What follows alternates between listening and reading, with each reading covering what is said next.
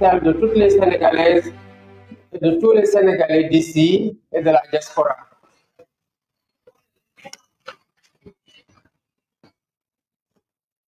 Rendons grâce à Dieu de nous avoir permis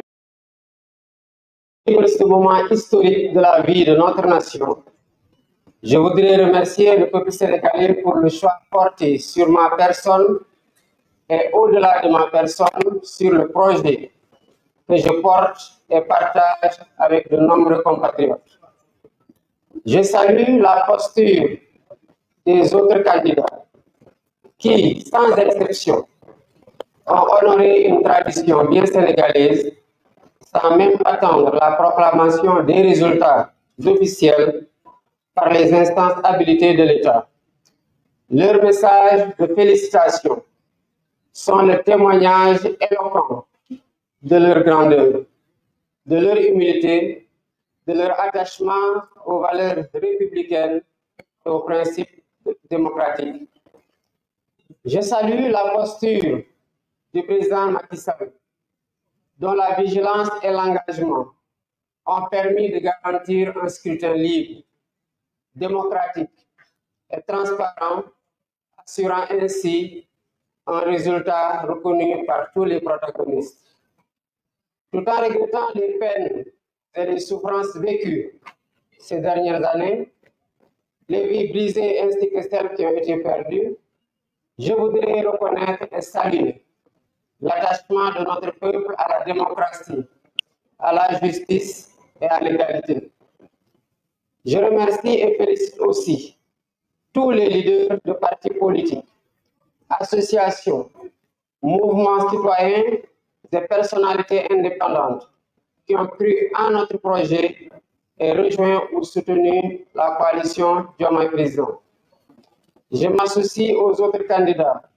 M'associant aux autres candidats, je voudrais féliciter les services de l'État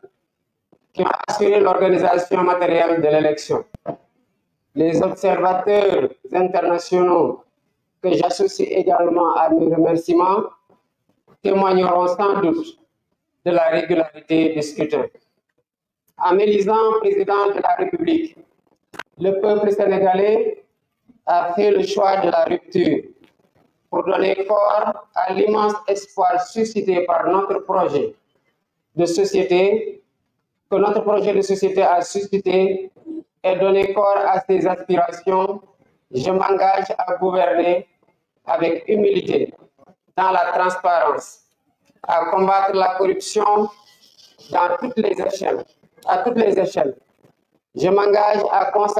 me consacrer pleinement à la refondation de nos institutions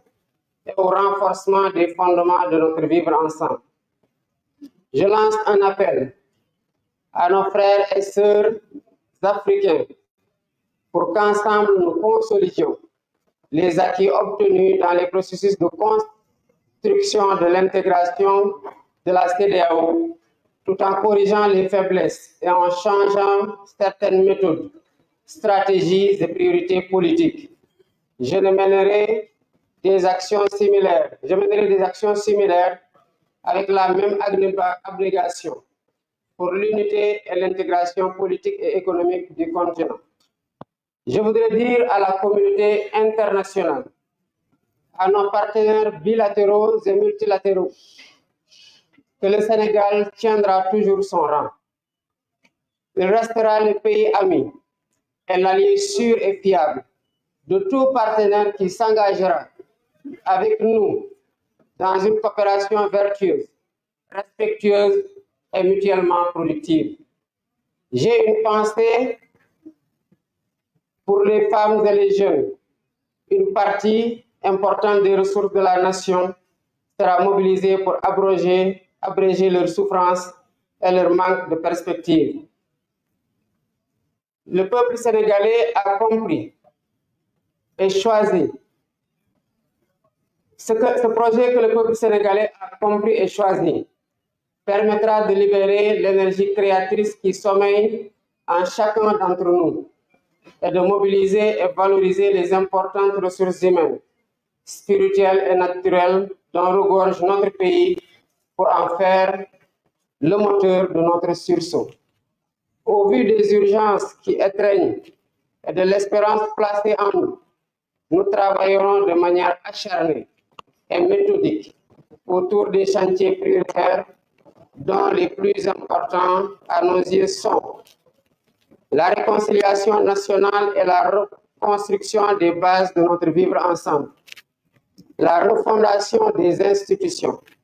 l'allègement sensible du coût de la vie, les concertations nationales inclusives,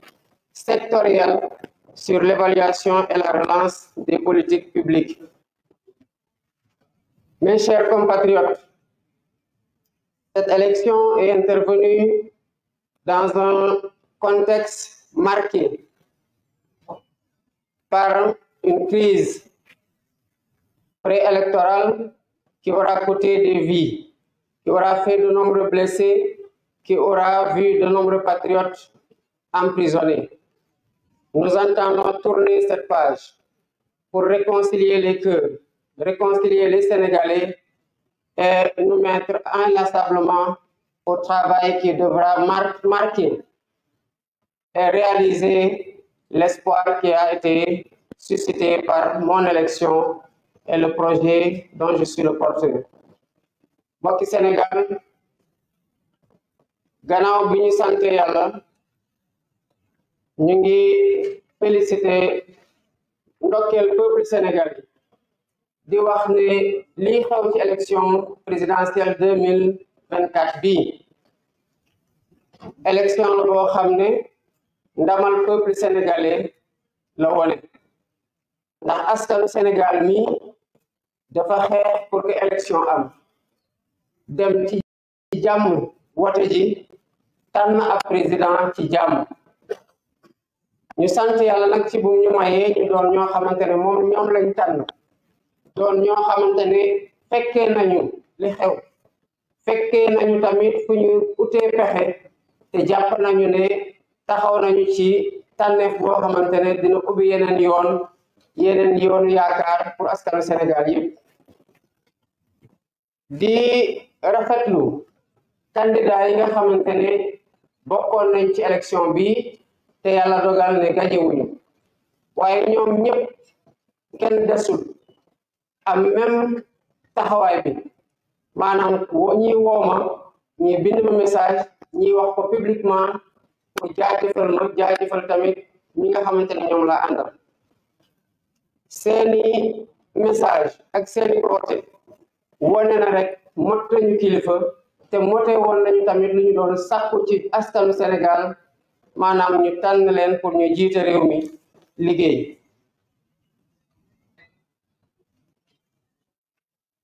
loolu di wone que Sénégal benn xeetu askan la boo xamante ne askan gu màgg la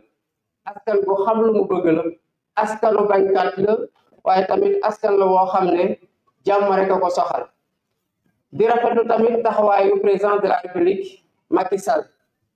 ndax ci fan yi ñu weesu taxawaayam moo waral ñu am élection bi mel ni bi ñu am gannaaw bi résultat bi génnee amul kenn koo xamante ne diingat na résultat bu ñu am di naqarlu nag ñi nga xamante ne laata ñuy egg ci élection li fi jot a xew tax na mu am ñi ci am ay gaañu am ñoo xamante ne ñàkk na ci seen bakkan am ñoo xamante ne ñu bëri dem nañu kaso ñu di leen fàttaliku di leen ñaanal di leen masaw ñoom ak seen njaboot te di leen digle yu mel noonu Sénégal incha allah dootu fi amati di wax ne rek askanu Sénégal ak lu ñu mën di wax mën nañ ko seedal ne ñu fonk seen bopp la ñu xam fu ñu bëgg a jëm la ñu bëgg ay njiit yu baax lañu te ñu bañ nooteel la ak injustice may félicité jaajëfal di ndokkeel ñi nga xamante ne ay leaderu parti politique lañu wala ay leaderu association wala ay leaderu mouvement citoyen wala sax ñu doon ay kilifa yoo xamante ne féetewuñu fenn waaye jàppale nañu wala ñu woote pour ñu jàppale ñu woteel candidat Bassirou Diomaye Faye ba ñu am ndam li ñu am di bokk tamit ak yeneen candidat yi nga xamante ne nangu nañu résultat bi di ndokkeel kuréelu nguuru Sénégal yépp nga xamante ne ñoo am taxawaay gi war pour ñu am élection bu tax biñ ca génnee résultat biñ ci am kenn dingatul ne résultat bu ñu nangu la ndax élection bi jaar na yoon. ñu di leen di jaajëfal bu baax a baax a baax ñu gëm na nag ñi nga xamante ne jóge woon nañ bitim réew wala ñu nekk sax ay doomu réew mi doon saytu élection bi pour xool ba xam ndax jaar na yoon dinañ taxawee même seede gi nga xamante ne moom laa doon def nii. bu ma Sénégalais yi falee nag ma doon seen président tànn nañu doxalin goo xamante ne wuute nag li fi nekkoon ndax xëy na bu ñu bëggoon lu fi nekkoon dañuy falaat rek ñi xamante ne ñoo bëggoon a wéer li fi nekkoon muy donc tànneefu rupture pour yaakaar gi nga xamante ne suñu candidature jur na ko suñu élection suñu projet de société bi nga xamante ne leader yi jàpp nañ ci jur nañu ko ñu mën ko fësal te fas yéene ko doxal nag ak dal ak yoonal ak jub ak jubal ak jubanti waaye tamit ak jox cër bu mat askanu Sénégal yëpp ndax gannaaw ñoom lii mënul woon am tànneef gi seen tànneef la jëmukaay bi ñoom ñoo koy wone te bu soobee yàlla dinañ ci ànd ak doomu Sénégalais yëpp loolu nag mënta am tànk taxawuñu ci xeex guerre ba pare jël lépp loo xamante ne mën nañ ko ci suñu kattan suñu xam-xam ànd teg Sénégalais yi bëgg a bokk ñun ñëpp ak liggéey bi pour tabaxaat Sénégal goo xam ne kuréel yi ngànk bànqaasu réew mi muy institution yi dañ leen di dooleel ba bu ci ne taxawee taxawaay gi war di doxal li nga xamante ne moom mooy sa cër nara taxaw tamit tam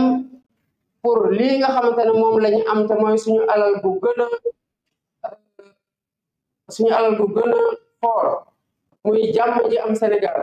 mbokkoo gi am Sénégal dinañ am taxawaay gu mat sëkk dox ci def ci suñu kéemtalaay kattan ànd ci Sénégal yi yëpp pour jubalewaat Sénégal yi tapewaat xol yi ndax bu ko defee féewaloo bi mën fee dañ ñu mën a jublu ci liggéey bi nga xamante ne moom lañ ñu xaare ndax yónnee nañ